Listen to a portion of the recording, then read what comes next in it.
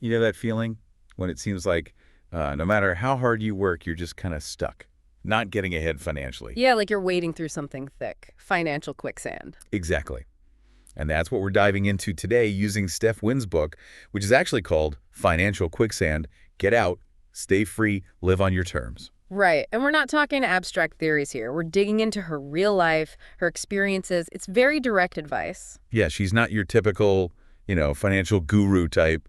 Comes across like someone who's actually been there. Totally. You feel it right from the start. She's dealt with debt, the stress, and her perspective feels, well, grounded because of it. So our mission really is to unpack those stories, those lessons, and see how they might help you, the listener, navigate your own situation. And Wynne herself says the book is real life. She's not pretending. Okay, so chapter 1.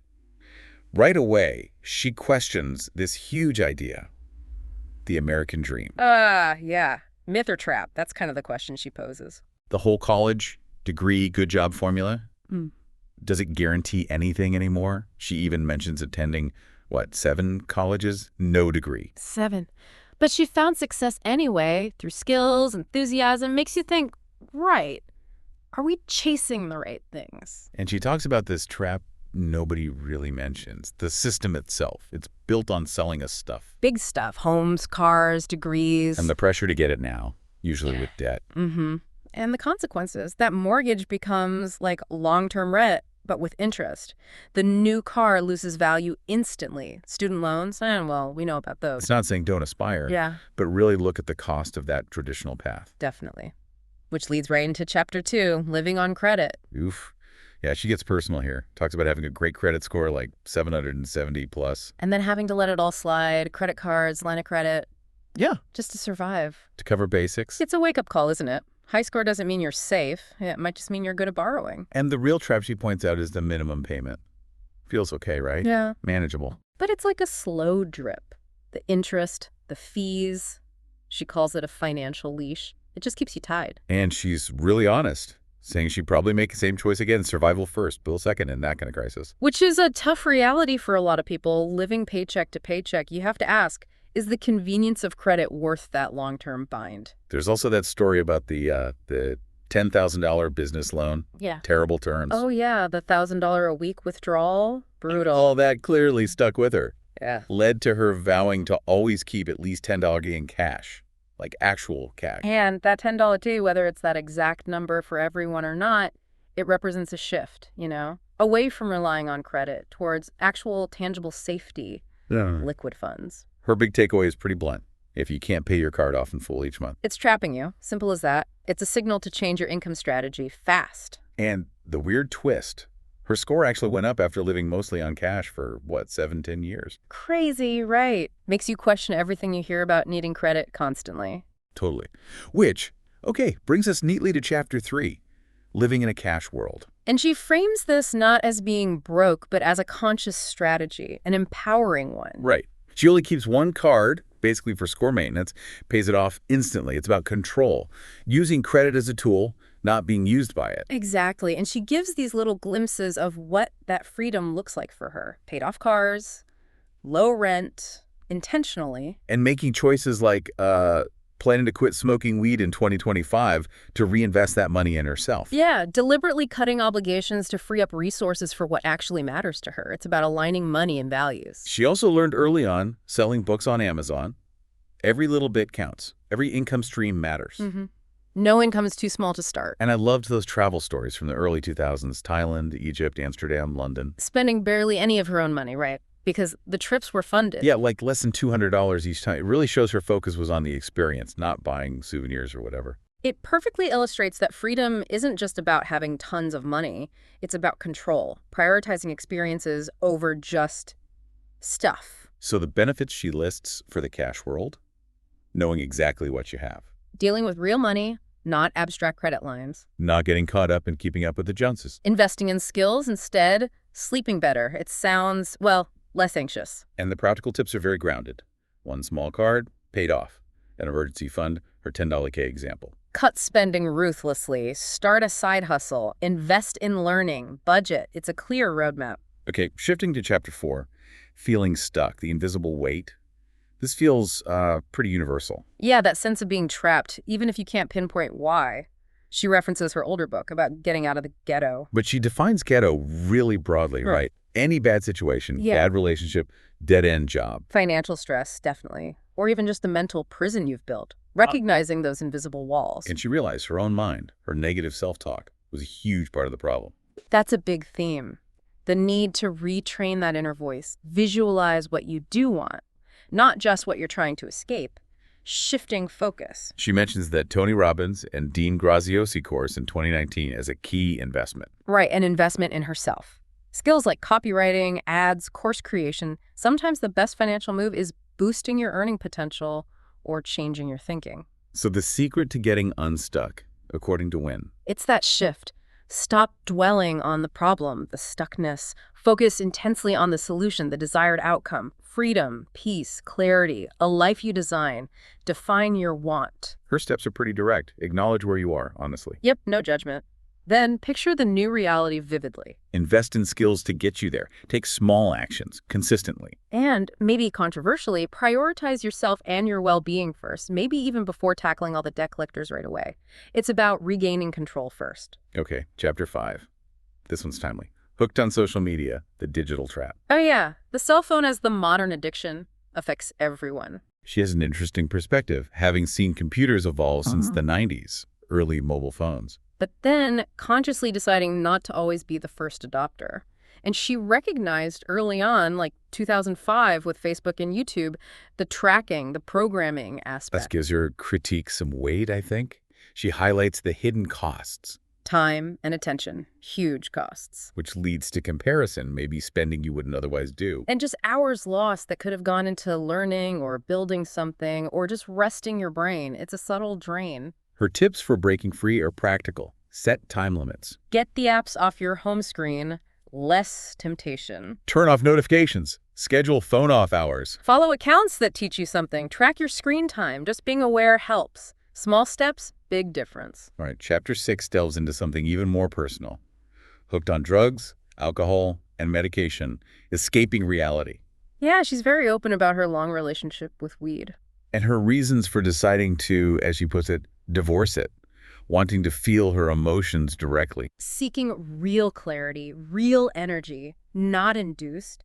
Concerns, too, about how cannabis has changed, potency, chemicals. She also points out the financial trap, right? Mm-hmm. Weed, alcohol, cigarettes, even prescription meds if overused. It all adds up. And how stress often fuels these habits, creating a cycle. She connected her own use to eating habits, weight, wanting to face her real self. It's quite revealing. It is, and while acknowledging people cope differently, she brings it back to taking control. Steps like be honest about what you're escaping. Find new, healthier habits. Talk to someone. Get support. Make a plan to cut back gradually and reinvest that saved time and money back into you. Makes sense. It's about reclaiming resources. Chapter 7 hits hard with the title, Slave to Your Finances. You work for them, not you. Whoa. Yeah. And she shares that raw moment of telling bill collectors basically to get lost. She's quick to say it's not advice necessarily, but it shows her desperation prioritizing survival. Mm-hmm. She sees deep debt as, well, financial slavery. It controls your choices, your peace of mind. The idea that your stuff owns you, that really lands. It does. And her story of letting go of $35,000 in debt and then realizing she couldn't even remember what most of it was spent on. Wow. That's sobering. Shows how easily it piles up. And the consequence for her, 7 to 10 years without credit, actually forced her into that cash-only world, which she found beneficial in the long run. It forced budgeting, discipline. So her advice for breaking free from that kind of overwhelming debt. First, get crystal clear on exactly what you owe. No more guessing. Then prioritize payments strategically. Yeah. Cut back hard, really hard. The cash rule. If you can't buy it with cash right now, don't buy it. Period. Build up that savings cushion, even a small one to start. Yeah. Find ways to bring in extra income. And, crucially, protect your peace. Don't let the stress consume you. Okay, chapter 8. Giving it all up. The hard reset. Reframing, starting over. Yeah, not as failure, but as survival, as wisdom gained. She's done it multiple times. Letting go of money, credit, offices, clients. Realizing something she held on to weren't actually valuable. And she stresses that the reset is mostly mental. Questioning what you truly need versus what you just have. What's holding you back? Stuff, people, habits. She weighs the costs. Maybe your credit score takes a hit. Maybe some people judge you. Against the gains, peace of mind, real freedom, a chance to rebuild smarter. She talks about feeling like she was losing when she let go of debt and clients. But then realizing it was dead weight.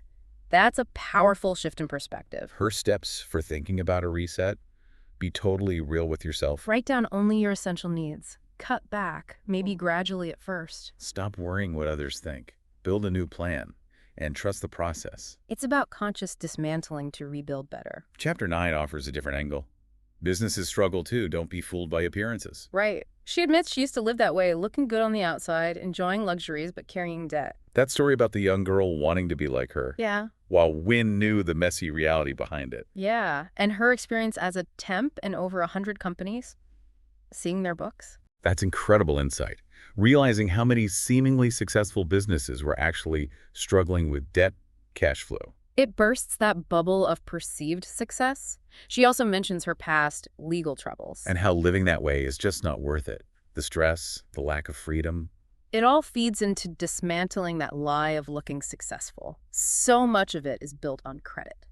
So her advice for businesses and individuals: focus on profit, cash flow, savings. Build skills, aim for longevity, be consistent. Substance over appearances. Makes sense. Chapter 10 asks, what can you do? Options, strategy, and mindset, bringing it back to feeling overwhelmed. Yeah, she revisits her own experiences, the huge bills, ignoring calls sometimes, walking away from debt she couldn't manage, living without credit. It's her lived reality. And she insists it wasn't luck that got her through. It was strategy and mindset, making choices that worked for her. The first step, she repeats, is just being real with yourself. Acknowledge the situation, no shame, then choose to make a plan. Don't stay stuck in worry. And her practical options if you're drowning. Pay what you truly can. And if some debt is just impossible to repay, well, you might have to consider letting it go, like she did. It's a tough call, but sometimes necessary for survival. Chapter 11 really hammers home the theme.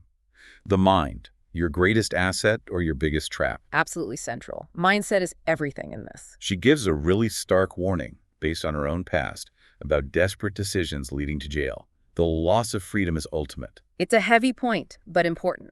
Then she tackles that tricky question. Is not paying bills when you're drowning the same as stealing? Her take is interesting. She says her intent wasn't to steal. Life just happened. And often, creditors write it off, issue a 1099-C. Which makes it taxable income, by the way. But she's very clear. This is her story, not advice for everyone. The real traps, she says, are internal. Fear, pride, trying to look rich, debt shame, worrying what others think. Those are the real chains, her steps for flipping your mindset. Get quiet, reflect, get real about the numbers, visualize what you want. Invest in your mind, learn new things, practice gratitude, keep moving forward, even small steps. And her final point in that chapter: even if you have money, a bad mindset can make you lose it all. Mental freedom is paramount. So true. Protect your headspace. Sure, which brings us to the end, chapter 12. Final words. This is your life, a direct address. Yeah, she really speaks to the listener here, acknowledging the struggle, the tiredness that financial pressure brings. Reminding you of your worth, your purpose, even if it's unclear right now. Just facing the day is resilience. And that advice. Think before you move. So important. Consider consequences, especially with tempting quick fixes that might backfire. Visualize outcomes. She offers that reassurance there is light at the end of the tunnel, based on her own journey through being broke, lost, stuck. And hammering home that your stuff, your bank balance, it doesn't define your worth as a person. She urges us, don't compare, don't try to keep up appearances. Because real wealth is peace. Real freedom is sleeping at night owing nobody. Real success is living on your terms. She brings back that STFU technique for negative self-talk. Protect your confidence. Vital. And the need for continuous learning. Stay sharp, stay open. The world changes. She finishes with this really powerful message of agency. You're not stuck forever. Debt isn't who you are. Struggle is temporary. You are the asset. You have the power to change things. Write your own story. Live it. Build your legacy. It's really empowering. Wow. Quite a journey through that book. Definitely. Well, thank you for joining us on this deep dive into Steph Wynne's Financial Quicksand. We've covered a lot, questioning those old financial paths, seeing the traps in credit, the surprising power of cash, the absolute need for mental resilience. And really aiming for a life of freedom and peace rather than just chasing dollars under pressure. Yeah. I think Wynn's honesty, her very direct, no-nonsense approach, it offers something really valuable, especially if you're feeling kind of stuck or overwhelmed by money stuff. It really does. So maybe a final thought for everyone listening. What's one old dream, one outdated idea of success or security that you might need to let go of to start building your own version of financial freedom and peace? That's a great question to reflect on. We definitely encourage you to check out Steph Wynne's book if this resonated, or look into other resources on mindful spending, getting out of debt. Remember, taking control is a journey. Absolutely. It's your path to forge. Thanks for tuning in. Ooh. All right. Woo. This is light work.